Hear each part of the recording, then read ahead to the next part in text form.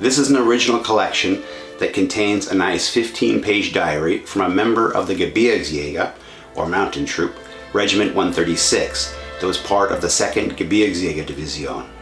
It describes in detail the unit's participation in Fall Weiss, the German invasion of Poland, which took place on September 1st of 1939. Along with the diary came a beautiful large format map of the eastern part of Germany and Poland. As it states on the map, the zones of influence between the Soviet Union and Nazi Germany that were decided in their non-aggressions pact are also delineated, which makes this map a wonderful historical reference. Today, as I flip through the pages, you'll see sketches that were made by the author that gives us insight into his commentary. I'll give an overview of the diary entries and, as usual in my videos, I'll add additional primary source materials to help put things into perspective. The map I've included at the end is great. If you like the content, let me know in the comments section, and I'll find a way to release a short series containing a full translation of the soldier's account. There I can also do much more map work and actually follow the daily progress of the unit.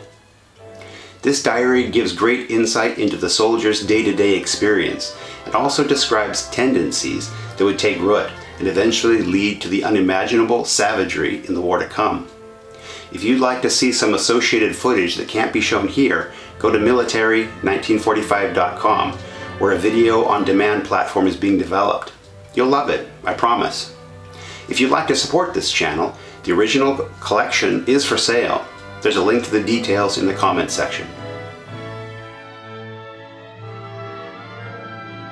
An interesting aspect of this unit is that just about a year before, they were the Austrian Tiroler Jäger-Regiment, a formation with plenty of tradition and its loyalty pledged to another country. This is a photograph of them pledging allegiance directly to Adolf Hitler. We'll talk about this pledge, how the conversion to a German Wehrmacht unit went, and the personalities involved in part 2 of this series.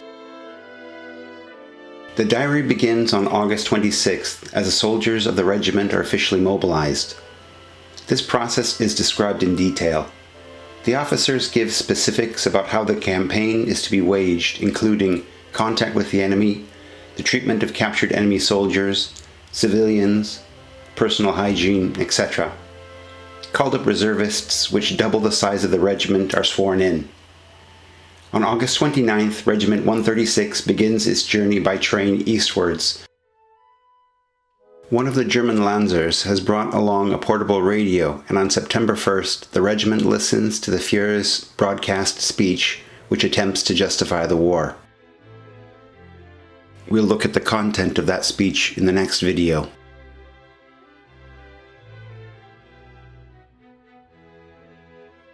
Close to the Polish border, the soldiers get off the train and the days of marching begin. On September 3rd, at 1600 hours, they arrive to the border and the unit is ordered to be combat ready for the first time. The first bridge they arrive to has been blown, and precious time is lost as pioneers are forced to build a pontoon bridge.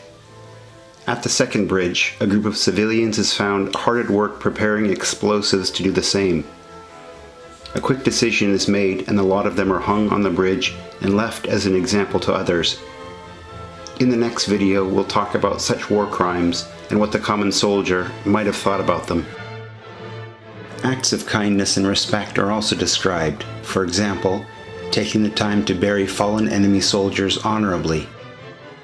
As different cities and towns are passed through, the civilians reacted differently. In typical Polish areas, the city streets were largely empty, and as the mountain troops marched through areas populated by Volksdeutsche, or ethnic Germans, they were wholeheartedly celebrated as liberators.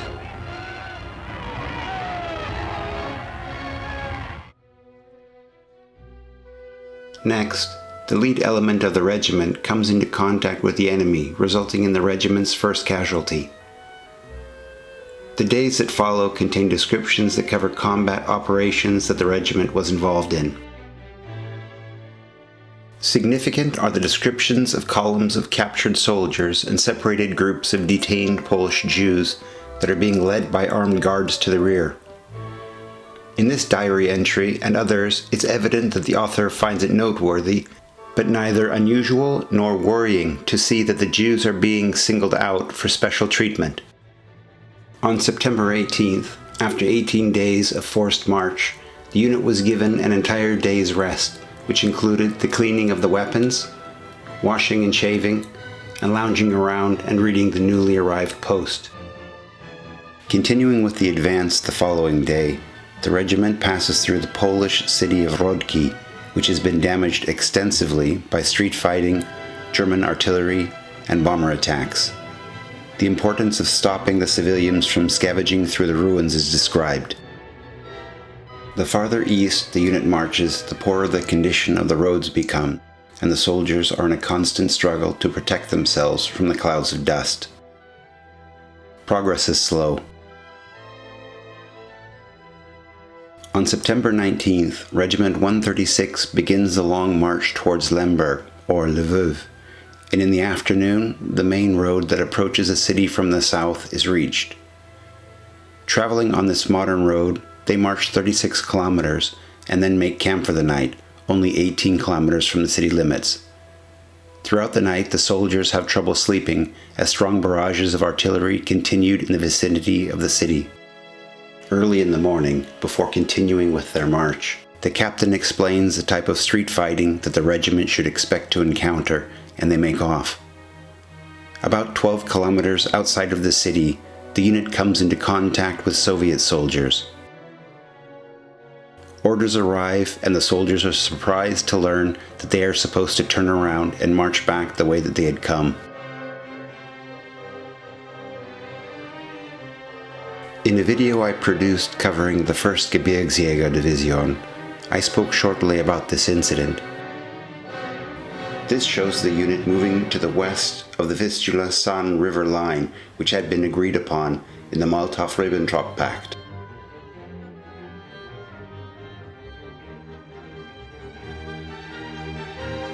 That demarcation line can be clearly seen marked in red in the original map that came with the collection.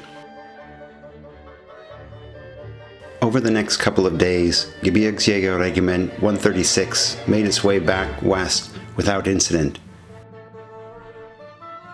Passing the town of Lodzinka, the graves of the regiment's fallen soldiers could be seen, which affected the soldiers considerably. By September 30th, the unit had arrived to its new quarters in the city of Dinov on the San River, where it would be responsible for doing occupation duty.